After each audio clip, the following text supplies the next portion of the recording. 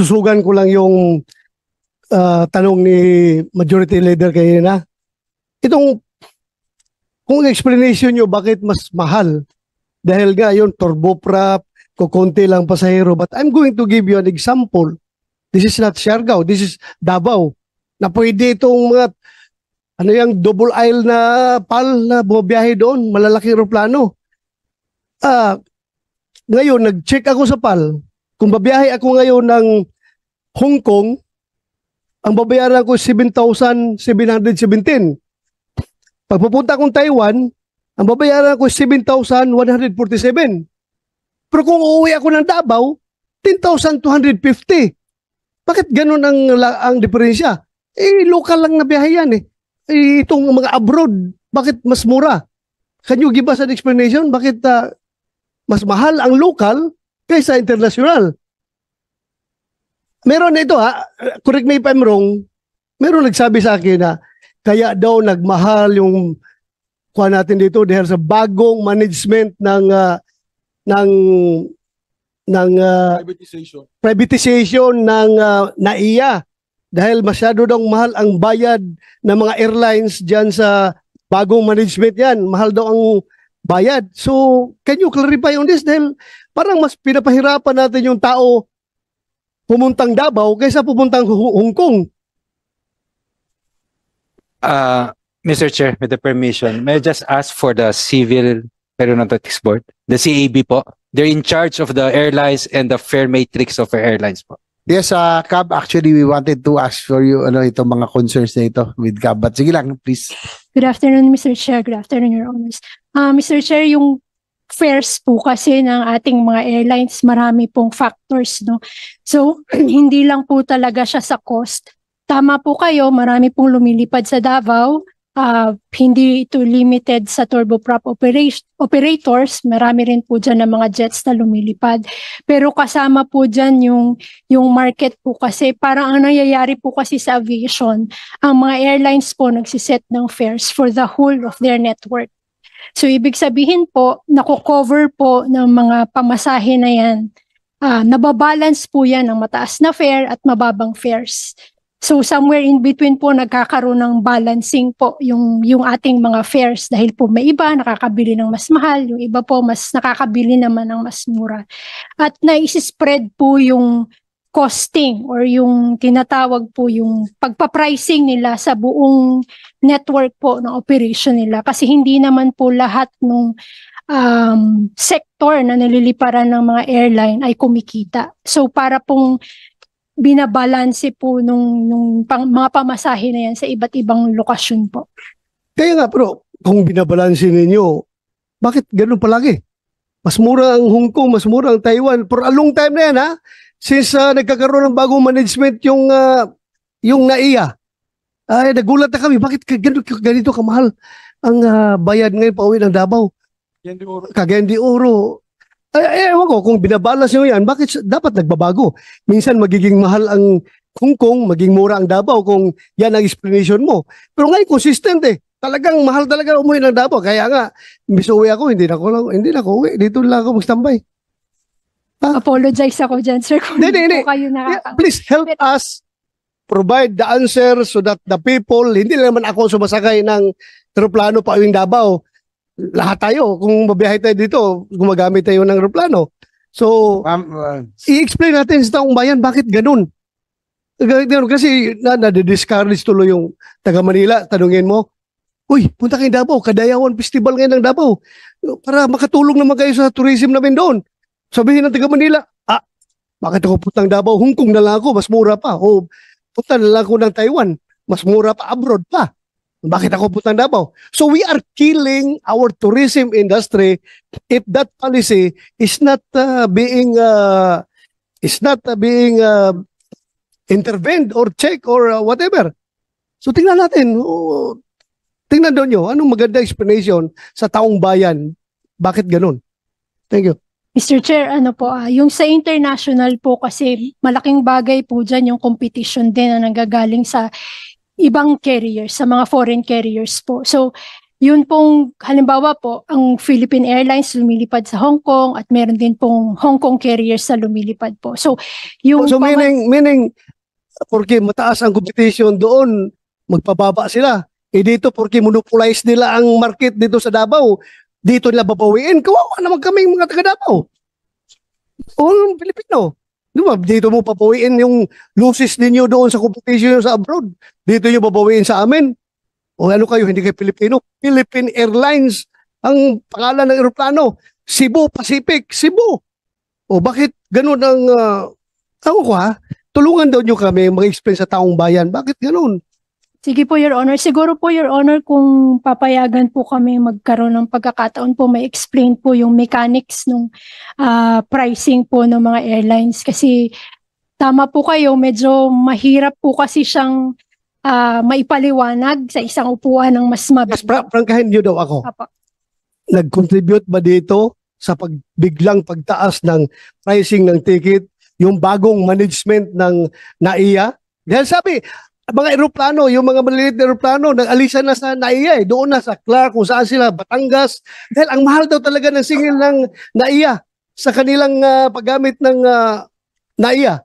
Dahil prangkahan tayo, Secretary. Mr. Ganun Chair, ba tumaas dahil nga bagong management? Mr. Chair, I don't think so, Mr. Chair. Kasi tulad nga po ng halimbawa nyo po kanina, kung ito pong mga ibang eroplano, mga airlines, nanggagaling naman po lahat yan dito sa ating pangunahing paliparan, ang NAIA. Eh kung nasabi natin na itong parang Hong Kong Air, babaya sa ibang bansa at mas mababa yung presyo, at itong Davao na itong PAL na manggagaling din sa NAIA natin na mataas ang presyo. So I think it has nothing to do with the current ONM, but more of the fare matrix, kung paano ginagawa yung fare matrix po. At tama din po kayo na kami po sa kagawaran ng transportasyon kasama ang CAB, kailangan namin i-monitor at kailangan namin ipaliwanag sa publiko kung bakit ganito ang mga presyo. And salamat po for raising that issue.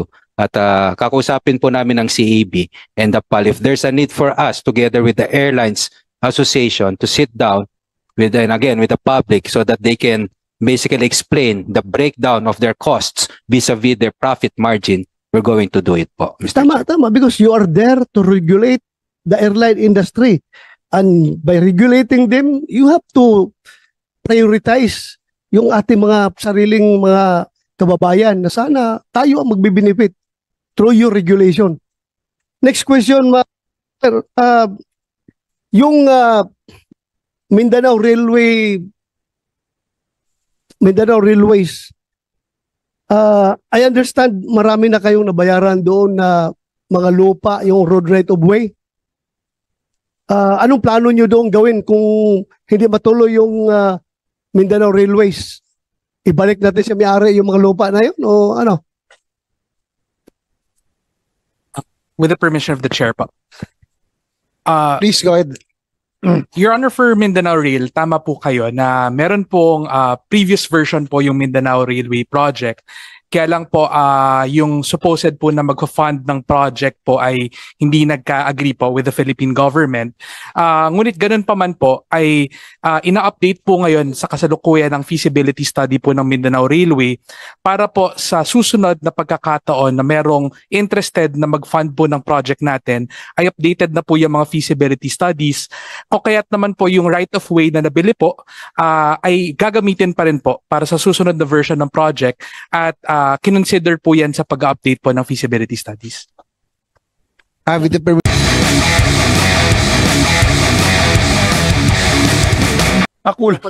Kulang pala budget. Dagdagan pala natin. Sana dun sa flood control may maambunan sila ng additional budget, lalo sa right of way. May problema palagi sila sa right of way issues for the rails. Sec, excited lang kami sa Bukidnon dun sa airport namin. Alam mo, malaking issue na yung mga amendment. Yan, amendment ko yan. And I will die defending that amendment for my airport. Many of those who've been there, these guys for a long time, they know that since time ni Tatay Digong pa yan, we started that and I think we're about to end. Just maybe you can give a confirmation, Sec, na we can turn it over by middle of 2026 na yung full runway na po. Is that correct?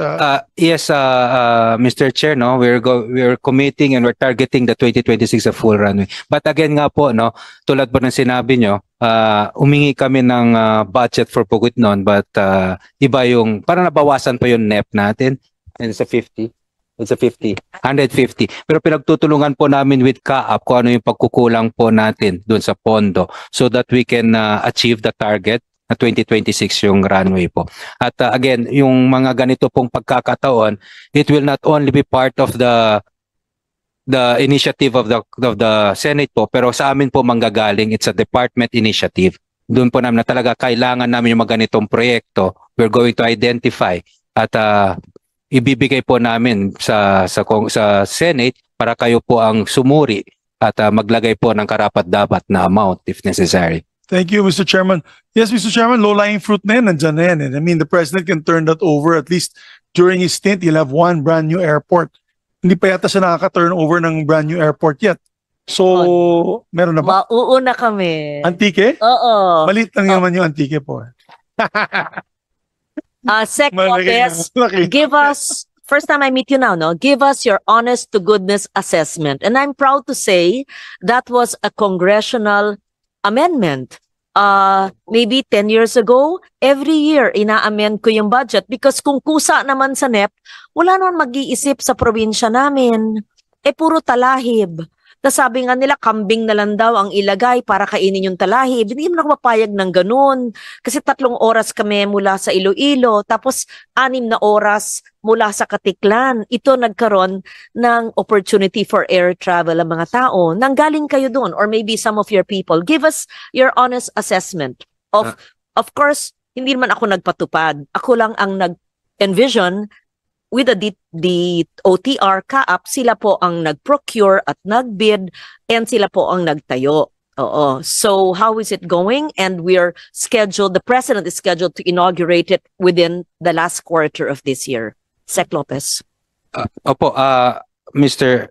Chair, tama po kayo. Last Saturday, I visited po, supposedly I'm going to visit Masbate in Iloilo. So I decided na dumaan po sa Antique Airport sapagkat narinig ko po na merong inauguration either last week na October or it will be moved mid-November.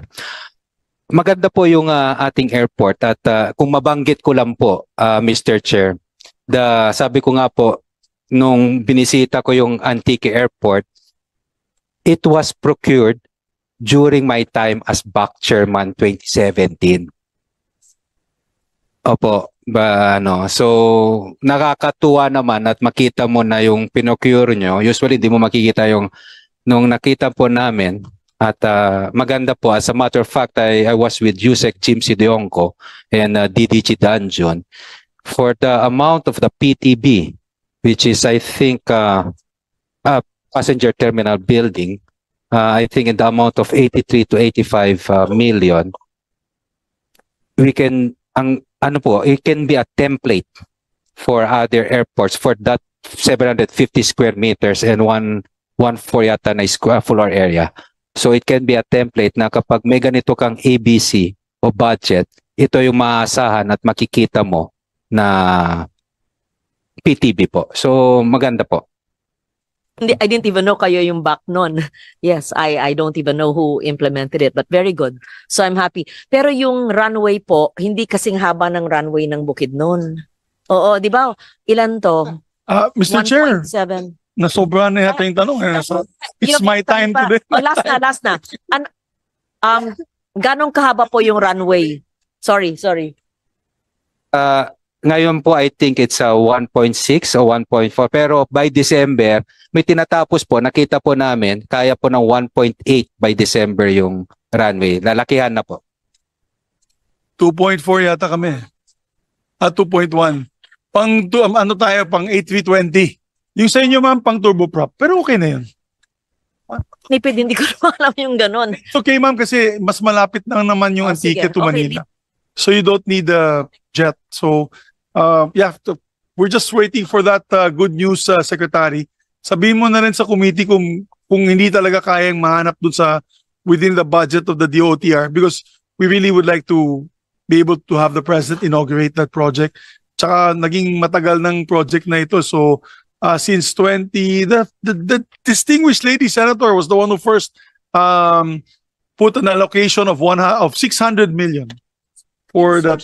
Yes, amendment. It's an amendment, Your Honor. Insertion is a bad word, so it's an amendment. It's what you call an institutional amendment. So my last point na lang, Mr. Chairman, because I know meron pa kaming dalawang senators here, Senator Bato and Senator Bongo.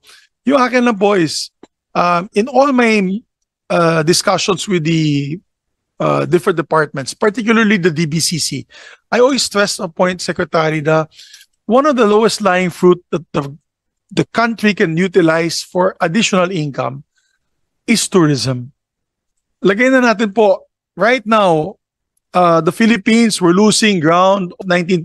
Wala na nagko-compete. As a matter of fact, yung mga kaibigan ko sa Arms Corps na gumagawa ng bala, they stopped shipping bullets to the US because they cannot compete anymore. So and so on and so forth. Furniture manufacturers, yung gumagawa ng yung pottery barn, they used to make it here. Now they have to look for clothes to build it in the US or in other countries that have lower tariff. So manufacturing wala na, export wala na.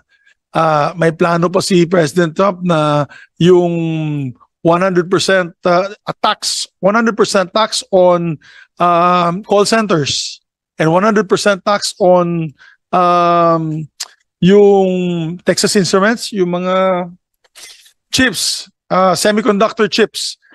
Pag nalusot yan, wala na talaga tayong export. So what we can do is import tourists. Right now, nalampasan na po tayo ng Cambodia. We used to be higher than Cambodia. Pre-pandemic, we were about 5 to 6 million. Cambodia was 4 to 5 million. Now, baliktad na po. We are now 4 to 5 million. Cambodia is 5 to 6 million. We are now on the top of the second rank. Kasama natin po is Myanmar, Laos, ano ba yan? Yung East Timor, kawawa naman po, Brunei, kawawa naman po ang Pilipinas. Now, with that said, it's a total experience. Alam naman natin, hindi kaya ng DOT. I say this because the DOT is limited in funding. And even if the Secretary Duque, Secretary Frasco,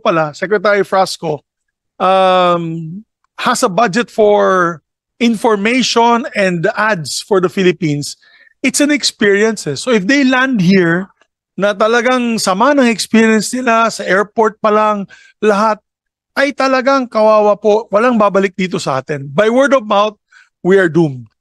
I'll give you an example. Over the summer, after the elections, I wanted to treat my staff. Personal ko pong treat sa kanila. Hindi po namin ginamit yung opisina. Personal ko pag-tweet sa kanila. I wanted to take them to Siargao. What happened was, it was more expensive to buy tickets and reservations in Siargao because, I don't know why, napakamahal. Umabot na lang po kami sa Taiwan, 50% po yung cost. It was gonna cost us this amount in Siargao, half the price Taiwan. And it's come out already that they're bypassing the Philippines as a tourism destination. So number one complaint is high ticket costs. I know Siargao, they're complaining, Cebu Pacific, nandito doon sa DBCC, si Decgo nandyan. Ang sabi sa amin ni Decgo, sa problema, ang airport maliit, kaya ganun. Gumanyan siya. Ibig pa sabihin, turboprop, mahal. Because they can only carry, I think, 30 passengers or 40 passengers, and the fuel is so expensive. So, what is the course of action there? Sana po, yung DOTR can appeal to the President and the DBM. And alam po nandito si Mina when we discuss this.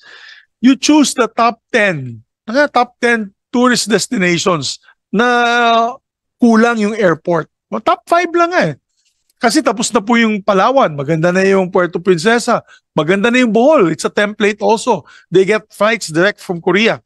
Maganda na po yung Cebu, of course, has always been there. But for example, El Nido, Coron, Camiguin, which we're already funding, Camiguin now. And Siargao, please. Kasi Siargao talagang the airport there, when I went the last time, we stayed in Siargao, the problem was kuryente, tsaka yung airport. Yung airport, yung banyo nasa labas ng airport. It's an outhouse. Ang laki-laki ng spider. Ay, walang gustong magwiwi doon kasi laki doon ng spider doon pag nakita nila. Yung sa Bisaya, Damang. No, it's called damang. Sa amin sa Visayas, yung Bisaya dito. Yung damang, yung malalaking hairy spider nandun sa loob. Ganun ang banyo dun sa Siargao, sa labas. Unless nasa loob ka ng terminal nakaliit-liit, yung terminal kasing laki lang ng kwarto na to. So, I'm appealing to the good gentlemen and women of the DOTR. Alam po ni Sec Vince ito, I mentioned it to him. If we get 1 million tourists spending only $1,000, that's already $1 billion for the economy. 1 million at 1,000. How difficult is it to get 1 million tourists to the Philippines? It's not difficult. Cambodia is doing it. But we have to give them the good experience that they feel in other countries. And one of them is the gateways, which are the airports, the seaports. So I would like to wrap up by saying I already have a budget, Your Honor, dun sa Camiguin Airport. For me kasi, I'm from Region 10, that's Northern Mindanao. Meron ko po yung nilagay na budget dun sa DPWH for the runway. Now, we need to add to that because or else mapipigil yung project. With your permission, Chairman, kung makahanap tayo ng budget, magbigay din tayo dagdag dun sa Camiguin at syempre, dagdagan natin yung sa airport ng Siargao. Di ba po, Mr. Chairman? Because if you've been to these beautiful islands, we can compete. We can compete with Tahiti. Kung pumunta po kayo sa White Island, Camiguin, ay sana mapakita yung picture. Para kayo nasa Tahiti, nasa Mauritius, mas maganda pa. Pero yung turboprop lang pumupunta doon, Secretary. You have to ride to Cebu and then from Cebu to Camiguin. No tourists will do that. They only want at least 2 flights. So when you go to Manila, then you go to the destination. Ayaw po nilang Manila, then 2 flights pa, Cebu, and then Camiguin. It's really a deterrent for any tourist to go there. Kaya sana we can build the airports that are already 2,000 meters long yung runways para makaland yung A320s.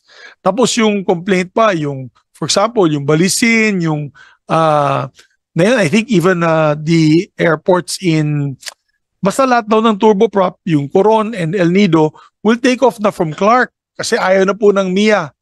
Yung bagong management ng MIA, ayaw na po nila ng turboprop. Pagka ganun po, I'll tell you, next year, 3 million na lang tourist natin. Talagang pababa yun. Kasi nobody will, hirap na hirap nga tayo pumunta ng Manila, ng Makati, ng BGC from the airport. Pupunta pa tayo ng Clark. Diyos ko po, kawawa naman yung mga turista. No tourist will go from Manila to Clark if there's no direct flight from Clark. Kawawa talaga yung mga destinations na yan. They will see a sharp decline in tourism arrivals. So I think it should be an all-government approach. I think we should all help each other. And I think when there are proposals to move these airplanes to Clark, I think the DOTR should say, sandali lang kasi paano yung tourism? Don't wait na for the DOT to react because we can see it in the numbers. Sila mismo, Secretary Ralph, told us the tourism numbers are declining. So we just have to think out of the box and we have to think progressively. Kasi kung hindi, I've been saying this, bukang bibig ko po, pasensya na lang, ako po yung naging broken record. Sayang yung tourism. It's a low-lying fruit. I don't know why we can't propose to increase the tourism arrivals without the creation of these new airports, the repair of these old airports. Wala po mangyayari sa atin. Yun lamang po, Mr. Chairman. I hope I can get a comment lang from Secretary that he can give his support to these tourism of course, tourism sites. Hopefully, the airports can be finally refurbished. Yes, Secretary Lopez, yung pong yung concern of our majority leader. Thank you, Mr. Chair. Tama po kayo at mas palalakasin po namin ang pakipag-ugnayan namin ng convergence namin with the Department of Tourism. But just a couple of things po sa Siargao, no?